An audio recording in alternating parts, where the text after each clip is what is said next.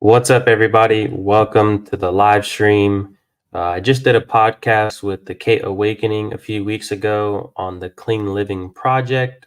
Ever since then, I've been getting a lot of emails and messages, people asking me all sorts of questions regarding health. So I thought I would do a live stream and answer some of those questions. We got the shower filters, they're going to be back in stock soon. They're available for pre order right now. So you can still order. We got some black shower filters coming in. So if you have like a black shower head, you can actually have a shower filter that matches that instead of it just being silver. And we're still going to have the silver ones as well. It looks super clean, nice, fresh look. So that's something to look forward to. Let's get into the questions. So the first question we have here is someone asked, are natural flavors bad? Now, there's basically two answers to this. They can be bad and they can be good. It just depends on how the manufacturer decided to make these natural flavors. They could have did a process where they do steam distillation. So you basically have this distiller machine and you put a bunch of plants in it, whatever flavors you want to create, and then you use water and heat, and then you create the flavor through the steam process. Now you can also do this for essential oils. You can do this for hydrosol sprays as well. And if the brand is truly, they have morals and standards and, authenticity and, they do things the right way, they can do this process and create actual natural flavors. Now, it's not guaranteed that these natural flavors can't be further processed or have other contaminants added to it because they are allowed to add many things to it. And there's a lot of loopholes with this. So, you can't really trust, big brands. So for example, let's say Coca-Cola was making a snack and they have natural flavors in it. Now, it wouldn't really be wise to trust Coca-Cola to be a morally, ethic company to actually have nothing but 100% natural flavors in it. If you study the history of Coca-Cola and these big corporations, you wouldn't trust them. So I wouldn't really trust companies like that have natural flavors in their products. If there's a company that's family owned and they do things the right way and them and they have a good track record, if they have natural flavors in their product, it can be an actual natural flavor with clean ingredients. So that's just something to think about. You can always email the manufacturer and ask them, how do you guys make your natural flavors? What ingredients do you add to them? Is there any preservatives in there? Is there any toxic chemicals that we need to worry about? Um, they're not going to give you the exact formula because they're protected by law. It's a trade secret. They legally don't have to tell you how they made the natural flavor or what they made the natural flavor with because they don't want anyone to take their formula. So they don't have to tell you that. But some of them might tell you, what they use. They might not tell you exactly how they made it, but some of them may tell you how they did it. So yeah, it really comes down to trust with natural flavors. You have to trust that that brand is a good brand with people who stand on morals. So that's it. The next question someone asked is, did you really fast for 3.5 days on bone broth? Yes, I did 3.5 days on bone broth and spring water. A lot of people were commenting under my post saying that drinking bone broth for 3.5 days isn't a fast. And there's many different types of fasting. There's water fasting, juice fasting, herbal tea fasting, dry fasting. There's many different fasting that you can do. And they were saying that it's not a fast because there's calories in the bone broth. And, I've done a lot of research on calories and the whole ideology behind it and how it's measured and how they somehow think that's relatable to the human body and how it functions. Uh, that just sounds like total pseudoscience to me.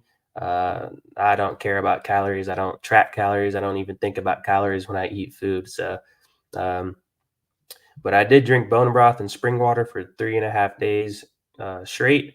The first 2 days were, perfectly fine, normal. I didn't even really notice anything. I didn't feel tired or fatigued. The third day is when it really started to kick in. that's when your body really starts to go into autophagy mode, and it starts to eat up at the fat and eat up all the debris and stuff like that. And that's when you really start to lose some weight. I lost about 7 pounds during that 3.5 day fast, and my gut felt amazing. My mental clarity was very sharp. So it was a good fast. Next question is, my hair is falling out every time I shower. What can I do? So there's a few things you can do. The first thing I recommend you to do is to look up your tap water database on ewg.org. That's the Environmental Working Group's website. They have a whole tap water database that you can type in your zip code, and it'll actually show you the data on your local tap water and how many contaminants are in it. So you're going to see things like arsenic, lead, heavy metals, chlorine. You're going to see different acids. You're going to see many different contaminants that have been found in your local tap water. And you just want to look at that and see it's a lot of them are probably going to exceed safe levels. Um, but that'll kind of give you an idea of how toxic your tap water is. Not everyone's tap water is as toxic as others. There's some counties that actually have less contaminants in their tap water. There's certain states, that have less contaminants. So I would definitely check that. And then the next step that I would do is get a shower filter. You definitely want a shower filter because, especially if you're showering in hot water, because a lot of these chemicals and contaminants are being heated up with that hot water, and then it's going onto your skin, and then it's absorbing into your pores. So that a great solution to contaminants in tap water is a shower filter. Preferably, you want about a 22 stage shower filter. I see a lot of brands only sell like 10 stage ones or 8 stage. I don't think that's enough to really filter out a lot of these contaminants. But if that's what you can afford, that's better than 0 stage. If you don't have a shower filter, your body is the filter. So your body's going to have to filter out all of those contaminants that it's absorbing shower water rather than the filter doing that for you. So definitely look into a shower filter. That'll help you out a lot. You'll notice your skin will be softer. The water won't smell like chlorine anymore. Your hair will be a lot less dry, and your skin won't be itchy. So definitely look into those two options. Next question is, I heard on the Clean Living Project that you healed your eczema. I was wondering what you did to heal it because I have it currently. So I had eczema, I think when I was like, I think it started when I was a teenager. I want to say maybe like 14, 15 years old. And during that time, I was eating a lot of processed foods, a lot of fast food, McDonald's, Chick-fil-A, many different other fast food restaurants. I was eating a lot of junk food as well, like candy and snacks, Skittles, M&Ms, any snack, Lifesavers, Jolly Ranchers, pretty much any snack and junk food on the market. That's what I was eating during those times, and my health really paid for it. My body paid for it. My skin, I had an eczema, red spots, and little dark spots. It was itchy all the time. And I knew that that was an issue. I like in my mind, even before I knew about like a lot of this health stuff, like as in depth that I know it now. Um, in my mind, I knew that it had to be the junk food. So what I did was, the first thing I did was I cut out soda, and then I focused on not eating past 8 o'clock at night. I believe that was a really big one because I used to snack at midnight a lot, and I just believe whenever you eat too late, that's going to interfere with digestion, and your body's not going to be able to break down what you're consuming to the best of its ability. So what I did was I made sure that I did not eat anything after 8 o'clock, and I felt a lot less pure. I'm more pure. My gut felt less, clogged and stuff like that. Felt like my digestion was getting better, and I felt like the food was being broken down a lot, a lot better and more efficient. So I did that, and then I slowly but surely cut out those junk foods and those candies, stopped eating fast food. And then I started to apply natural oils on my skin and make sure I use healthy soaps. So a lot of soaps have toxic chemicals, they have dyes, they have preservatives, they have artificial fragrances, they have many different things in them that are not good for our skin and can actually further our problems with eczema or cause other issues with our skin. So what I did was I made sure I got a good soap. I think back then I was using Dr. Bronner's. I think I was using Dr. Bronner. I think I was using the lavender one. That was like the first soap that I really started off with. Whenever I found out that most soaps are toxic, so I think Dr. Bronner's is a pretty affordable, good option. It's not the best option. Some of their ingredients are questionable, like the palm oil, and then sometimes they add like vitamin D, cholecalciferol, which if you actually look into that, um, they actually use that to kill rodents. So that's not the best option, but that is a lot better than a lot of the soaps that most people are using. So if you want to, use that as a stepping stone, then that's good. Um, I made sure, my lotions, a lot of the lotions, same thing with the soaps, they contain those chemicals and fragrances. So instead of using mainstream lotions, I switched to more natural ones like coconut oil, um, shea butter, these things. I started putting these on my skin to heal it, to get rid of some of that itchiness. So then I wasn't furthering the damage by, scratching at my skin all day, causing it to bleed. And over time, as I did this, my skin started to clear up. It got better and better and better over the months. And then now I do not have that issue any longer. My skin looks clear, it's soft. I no longer have itchy skin. If you're dealing with eczema, this is definitely something that you need to look into. Make sure you get good soaps, good skincare products. Make sure you're not eating too late. Make sure you cut out soda and processed foods and candies.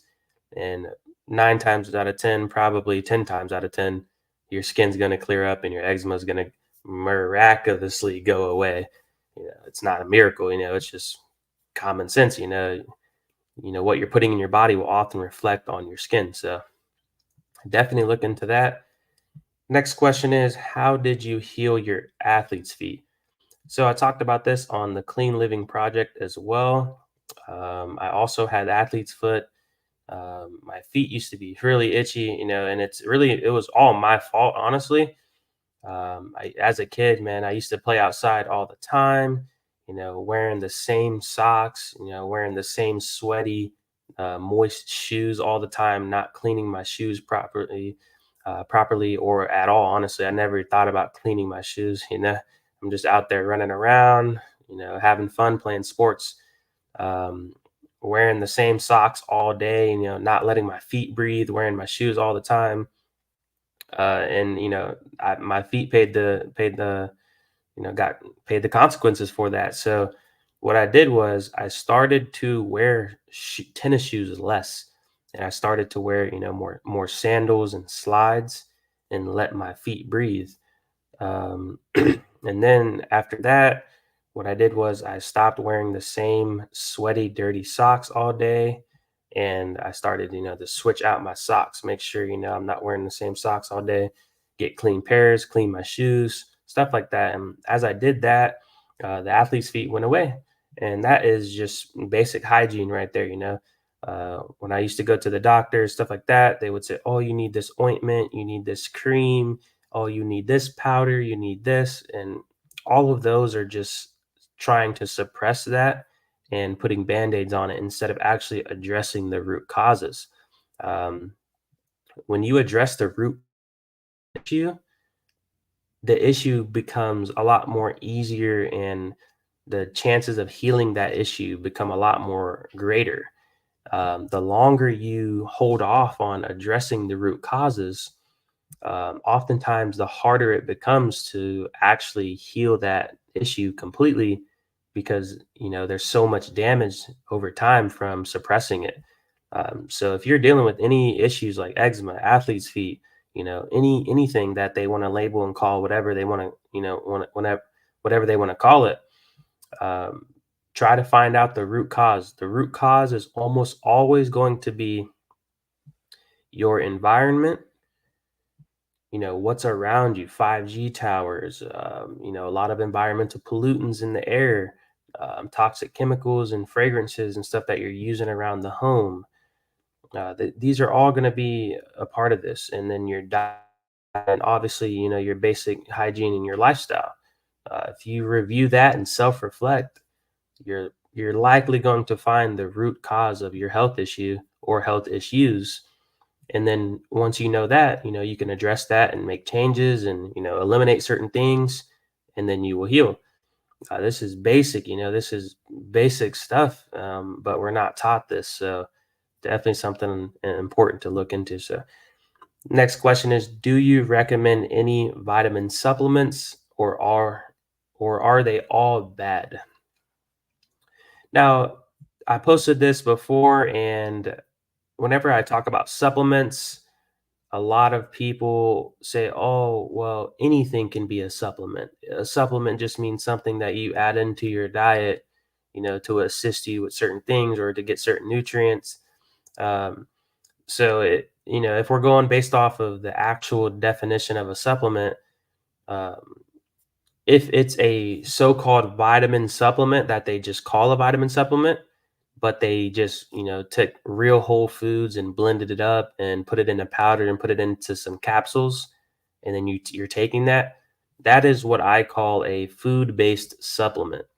So if they're saying that's a vitamin supplement, and it's food-based, then that's still kind of an assumption, because if you look at the methodology of how they so-called prove vitamins exist, there's a lot of leaps of logic. There's a lot of logical fallacies in there, a lot of holes in their methodologies of how they allegedly prove and isolate these vitamins from real whole foods. So if you want to say that there's vitamins in real whole foods and call it a vitamin supplement, if you put it into a capsule, then so be it. I believe in eating real whole foods. I believe real whole foods are good for you. I believe that's what we're supposed to be eating. Um, so yeah, there's nothing wrong with food-based supplements. Now, when we talk about synthetic vitamin supplements that are made in big factories and laboratories with the combination of pressures and heat and many different toxic chemicals that are actually known to be toxic, then that's kind of where I draw the line. And I don't believe that these are good for you. Now, a lot of people think that they may address certain issues, and you really can't get caught up in effects. You really have to get caught up in, you need to pay attention to reality and like what the process behind the vitamins were and stuff like that, because there's many things that can give you an effect that you may desire, but that doesn't mean it's necessarily benefiting your overall health at the end of the day. So, for example, you talk about drugs, when you take drugs, it may help with the symptoms that you're dealing with, but why did it help it? Did it help it because it actually addressed the root cause and it, benefited your health? Or did you suppress it, which gives the illusion that it helped it or solved the issue? So we really have to think about that with certain supplements. In my opinion, we have to think about that with synthetic supplements. So if I were you, I would stick to food-based supplements and eat real whole food, preferably fresh. Nothing is going to beat fresh fruit or in general. Anytime you're processing any of these foods, you're definitely losing some value in that.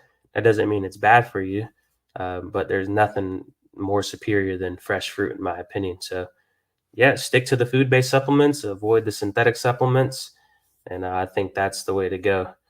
So we're gonna wrap it up. A little short live Q&A. I'm gonna be doing more of these. A lot of people are messaging me, asking me more questions, and it's really hard to reply to each and every single person all at once. I got a lot of stuff going on, so these little short videos are really good for that. If you have any more questions, you can always message me, email me, let me know, and I will try my best to get back to you and answer it for you. I appreciate you guys for tuning in. Stay tuned for the next one.